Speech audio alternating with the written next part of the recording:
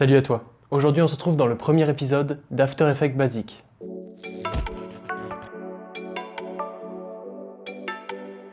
On va commencer cette série avec le coup de feu. On va voir avec plugin et sans plugin. Donc c'est parti! Donc ce qu'on va faire nous, ça va être essayer de faire des coups de feu dans n'importe quelle situation. On va commencer par la technique sans plugin, mais sachez que ce plugin qui est payant, il y a peut-être moyen de le trouver gratuitement. Mais plus sérieusement, le truc que je vais vous apprendre sans plugin, ça marche tout aussi bien, surtout dans les scènes de projets semi-pro ou débutants. Genre, ça marche parfaitement en fait, hein. Avec le bruitage, la lumière, normalement c'est censé faire tout le taf. Sans plus tarder, allons-y!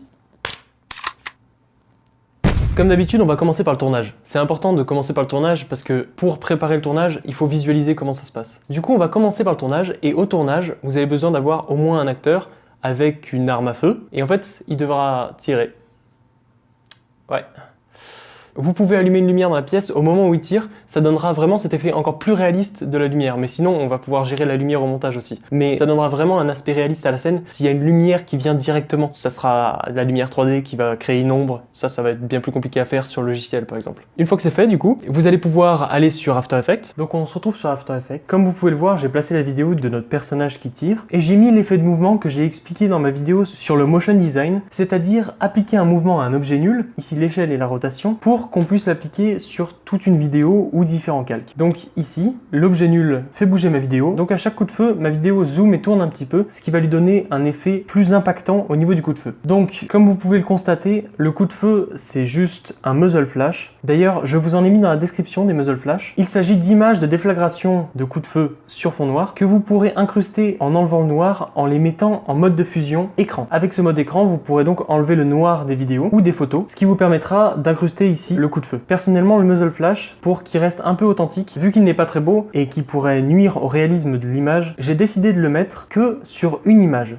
Bien entendu, il faut accompagner le coup de feu de lumière. C'est pour ça que j'ai créé un calque d'effet auquel j'ai appliqué un effet de lumière. Cet effet va faire rayonner le tour du coup de feu, donc avec un masque rond, on englobe le coup de feu pour lui appliquer une lumière plus grande. Et donc, j'ai mis un contour progressif important pour qu'on ne voit pas la distinction entre calque lumineux et calque non lumineux. Comme ça, ça fait un rayonnement plutôt naturel. Du coup, au moment du coup de feu, la lumière se crée avec la déflagration et elle reste un peu plus longtemps, ce qui me permet d'allonger un petit peu artificiellement la durée du coup de feu, tout en se disant que ça crée un effet de lumière forte au moment du coup de feu et du coup que le capteur a besoin de se réadapter après cet éclat lumineux. Idéalement, ce qu'on peut ajouter au coup de feu, en plus de la lumière qui vient éclairer cette scène, c'est l'aspect fumée, parce qu'un coup de feu génère de la fumée. Cependant, sur ma scène à moi, je n'ai pas rajouté de fumée pour la simple et bonne raison que pour la position de mon personnage, la fumée serait quasiment invisible avec la lumière que j'ai pu créer. Et en plus, le fait est que toutes les fumées que j'ai pu trouver sur internet nuisaient au réalisme de la scène et ça la rendait beaucoup moins crédible. Une fois qu'on a fait tout ça, on peut régler la luminosité ambiante si on l'a pas fait depuis le début. Moi, j'aime bien le faire depuis le début parce que ça me permet de voir le rendu final et surtout ça me permet aussi d'appréhender la lumière que je veux rajouter au niveau du coup de feu. L'idéal, c'est de régler la colorimétrie de son image globale d'abord,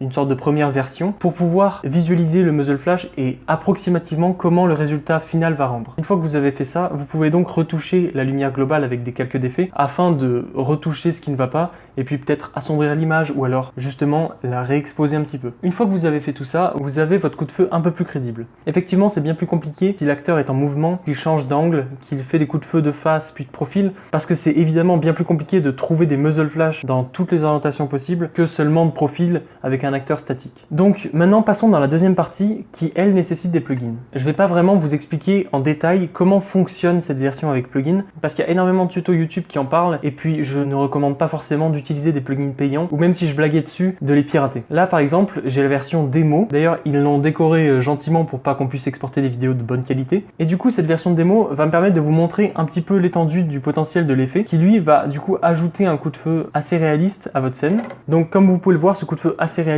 va produire lui-même sa propre lumière et c'est d'ailleurs dans les réglages du coup de feu qu'on peut régler la luminosité. L'avantage du plugin, c'est que tout le coup de feu est modulable, c'est-à-dire qu'on peut régler l'angle, on peut régler jusqu'à sa forme avec le Bank Flash Builder. Ça nous permet vraiment de gérer toute la forme, c'est-à-dire s'il est de profil. Après, vu que ce sont des modèles 3D, on peut les modifier dans tous les sens. Ils peuvent se tourner et du coup s'adapter à l'angle de votre acteur, comme je vous disais précédemment, ce qui va nous permettre de faire des coups de feu bien plus simples. Puis ensuite, le Bang Module Selector va nous permettre d'ajouter ici des muzzle flash à n'importe quel moment de notre scène, ce qui va notamment permettre d'aller beaucoup plus vite, par exemple de ne pas dupliquer le calque muzzle flash, il va directement nous le faire. Dès qu'on appuiera sur un bouton, il va nous rajouter instantanément le muzzle flash. Donc si vous achetez ce plugin, ça va vous faciliter la tâche grandement. Ça va aller beaucoup plus vite de faire des coups de feu et puis ça sera peut-être mieux fait que si c'était fait à la main. Comme vous le voyez, la déflagration est peut-être plus réaliste et vu qu'on peut la contrôler vraiment en substance, aucun des coups de feu se ressemblera, contrairement à une seule image. C'est ce coup de feu qui sera beaucoup plus réaliste et qui du coup donnera un aspect plus professionnel. Bien que ces plugins existent et facilitent la tâche, je vous recommande aussi d'utiliser le mode manuel. Faire manuellement les choses vous permettra d'appréhender beaucoup mieux l'utilisation de la fumée, l'utilisation des effets d'After Effects et vous permettra de découvrir bien plus After Effects. Après, effectivement, l'effet avec plugin vous permet d'avoir le moins de calques possible, étant donné que là j'ai juste 2 calques d'effet, un pour le plugin et un pour la luminosité de la scène, et ça vous permet de désencombrer votre espace de travail tout en allant beaucoup plus vite dans la conception de votre coup de feu. Si vous voulez plus de détails sur l'utilisation du plugin, étant donné que j'ai que la version d'essai et qu'il faudrait toute une vidéo pour explorer l'ensemble des plugins et l'ensemble des techniques pour faire un coup de feu, je vous renverrai dans la description sur des vidéos qui expliquent très bien comment faire un coup de feu avec ce plugin. Et donc,